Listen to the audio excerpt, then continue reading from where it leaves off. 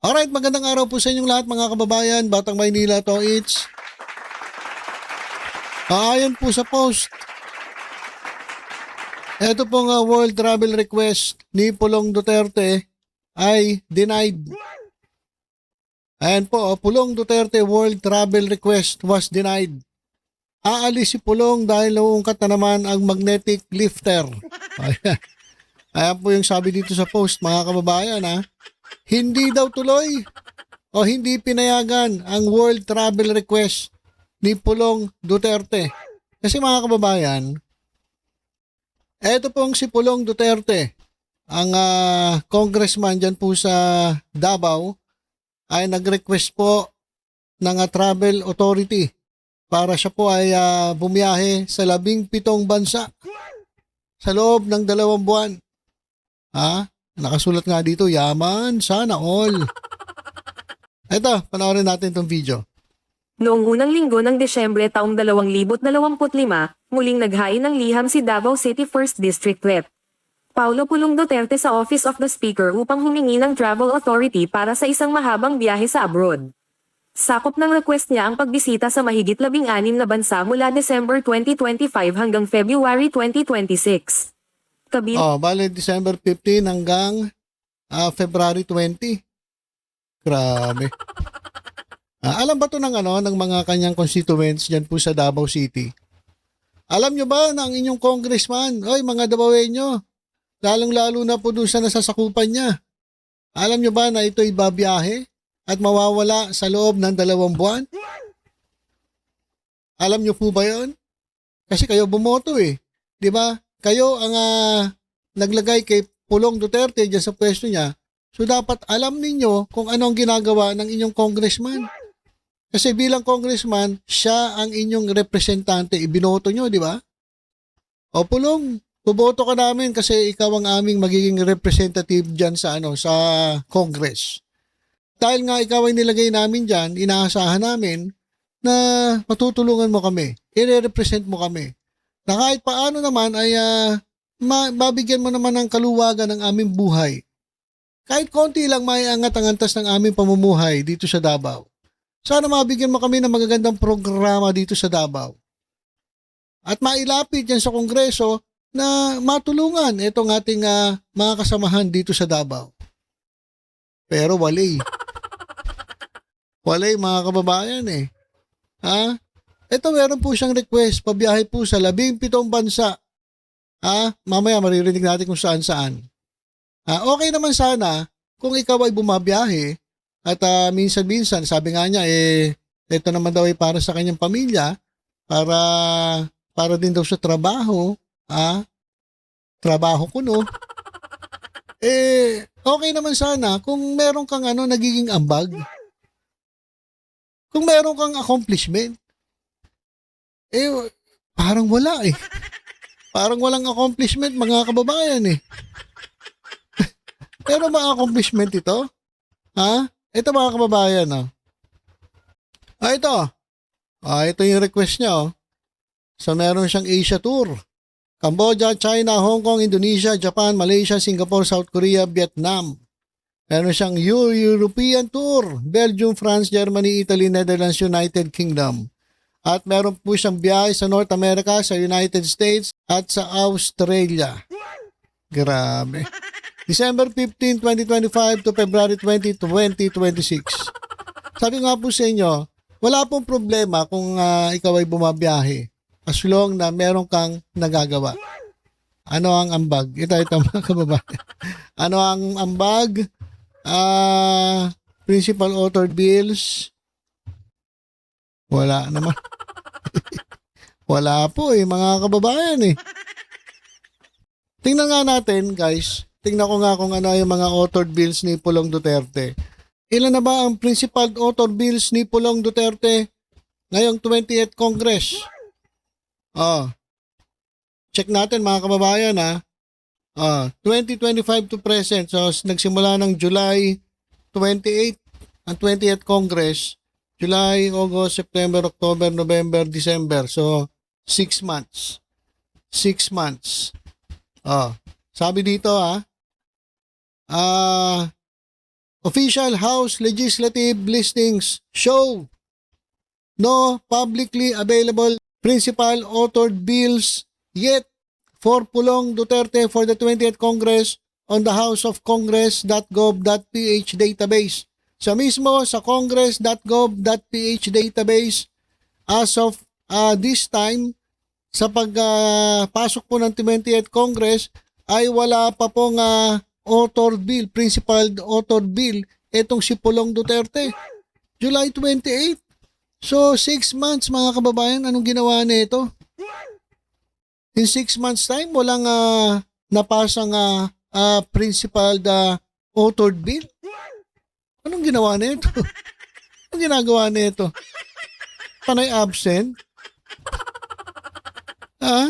Panay absent? Ito mga kababayan, ito na mismo galing po sa congress.gov.ph database. Wala daw po. Meron daw co-authored bill section for him sa 20th Congress. But specific bills are not shown in public summary view. Pero wala siyang principal authored bills. Tapos, panay biyahe. Sabi ko nga po, wala po masamang bumiyahe kung nagagawa mo yung trabaho mo. Kaso, wala Hindi po nagagawa Kaya nga sabi dito ni ACT Teachers Party List Representative Antonio Tino. Binatikos niya etong si Pulong Duterte. Sabi niya, ano ba siya? Congressman o Miss Universe?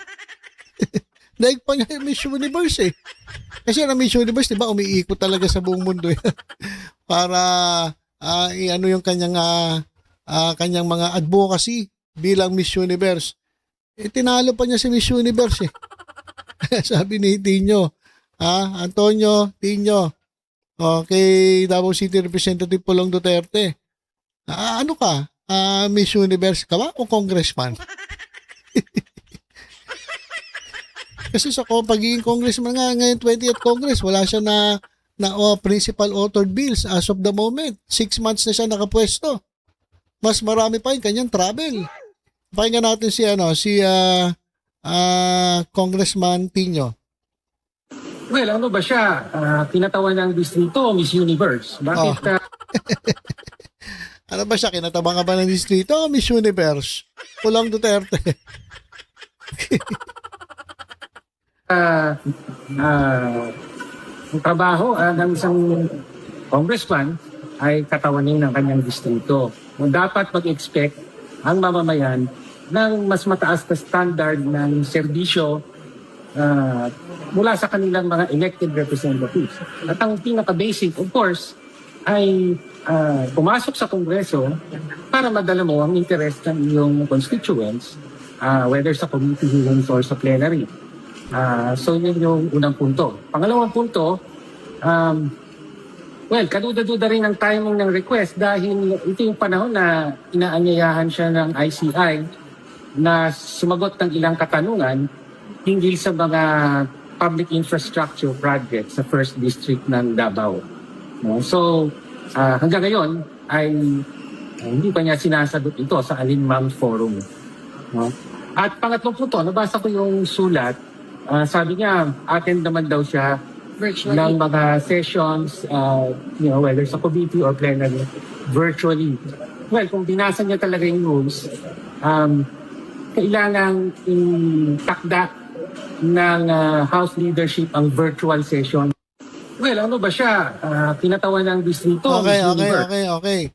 So, ayan mga kababayan, isa pang nakita ng ating mga kababayan, kaya siya binabatikos, ito si Pulong Duterte, ay yung timing. Yung timing ng kanyang pag-alis. Unang-una, imbitado siya sa ICI na magpaliwanag. Pangalawa, eto na, si Sara Duterte ngayon ang target ng investigasyon, lalong-lalo na sa paglabas si Madriaga, na malamang at sa malamang mabuksan yung tungkol sa bank accounts, joint bank accounts sa mga Duterte. At sa 2026 naman, baka maumpisa na naman ang impeachment complaint laban kay Sara Duterte. So, ano ang gagawin mo sa 17 bansa? Hindi ka naman mag-i-enjoy kung 2 buwan lang. Kasi sa biyahe pa lang halos ubos na oras mo, anong gagawin mo? So kaduda-duda kung bakit siya biglang bumiyahe. Wala pa naman siya nagagawa. Di ba? Kaya meron pong mga panawagan na wag pong ibigay o payagan ang pag-travel ni Pulong Duterte. Dito nga po sa Volunteers for Heidi Mendoza. Sabi ni Duterte. So sa Volunteers for Heidi Mendoza, i-deny ang travel clearance. Hindi dahil minamasama siya, hindi dahil inaakusaan, kundi dahil ang tungkulin ay tungkulin, ang presensya ay obligasyon, at ang timing ay mahalaga sa anumang investigasyon na may kinalaman sa pondo ng bayan. Sabi nga sa kanto, kung wala kang iniiwasan, bakit ang bilis mong mag-empake? At sabi ng batas, kung may kailangang harapin, dito ka dapat, hindi nasa 17 country tour. Ayan mga kababayan, no? Biruin mo 2 buwan, aalis. Paulo Duterte at ang 2 buwang pag-alis na mas mahaba pa sa pasensya ng taong bayan. Ang ganda naman ng picture, talaga naman. Tingnan niyo yung picture mga kababayan, no? Yung drawing, World tour tapos may bit-bit na pera si Pulong Duterte. Ayan po kasi iniisip ng taong bayan. Yan po yung iniisip ng taong bayan. Anong gagawin mo doon sa 17 bansa? Iikot ka sa loob ng 2 buwan, anong gagawin mo? Imposible naman na for enjoyment purposes. Hindi ka naman pinipigilan mag-enjoy. Sa trabaho mo, enjoy ka naman, wala ka naman ginagawa. Diba? So, dyan pa lang sa caricature o dyan sa picture, ayan po yung kaisipan ng mga tao na ito'y tumatakas para alam na this. Siguro aayusin yung kanilang choppy.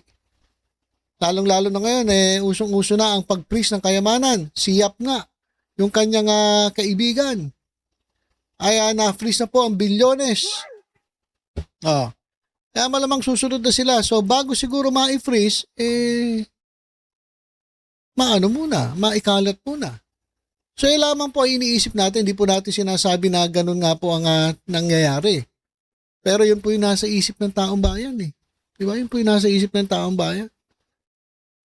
Nakakagulat at kakaduda. Ikutin mo, anong gagawin mo? It's either maghahanap ka ng asylum, pagtataguan. Pwede ka mag-request ng asylum kasi nga naiipit na. O kaya naman ay alam na. Diba? Ikakalat na yung mga di umano'y mga kickback na nakuha sa mga proyekto sa Davao. So yan naman po ay haka-haka lang at hindi po yan kumpirmado. Pati na ito mga kababayan, etong sinasabing world travel request was denied, hindi po ito kumpirmado. Gusto ko lang linawin mga kababayan wala pong nilabas ang House of Representatives na dinideny nila. Okay? So liwanagin ko lang baka mag-react agad yung iba. Okay, base lang po diyan sa sa post na yan. Pero eto ba, totoo bang denied ang request si Pulong Duterte sa Travel Authority? Ang sagot diyan, hindi. Hindi pa denied ang Travel Authority request si Pulong Duterte. Walang opisyal na ulat na sinasabi ng House of Representatives o liderato ng Kamara na tinanggihan nila ang hiling ni Representative Paulo Pulong Duterte para sa travel clearance. So ang nangyayari ngayon ay mga diskusyon at kritisismo sa publiko at sa ilang mga mababatas tungkol sa haba at lawak ng planong pagbiyahe niya sa ibang bansa. So hindi po kumpirmado at hindi pa po denied ang travel request ni Pulong Duterte. Baka kasi baka mag-react yung iba, sabi fake news ka, BMT. Fake news ka, Batang Maynila to. Hindi po. Kaya nga po yung aking thumbnail question mark tinatanong natin na denied ba talaga ang travel request ni Pulong Duterte? Sa ngayon, sa mga oras na ito, wala pong balita na denied po. So, malamang matutuloy yung pagbiyahe ni Pulong Duterte. Okay, so yun lang po muna mga kababayan. Tutok-tutok lang po dito sa Batang Maynila. Sa iba pang updates, ingat po tayong lahat. God bless po.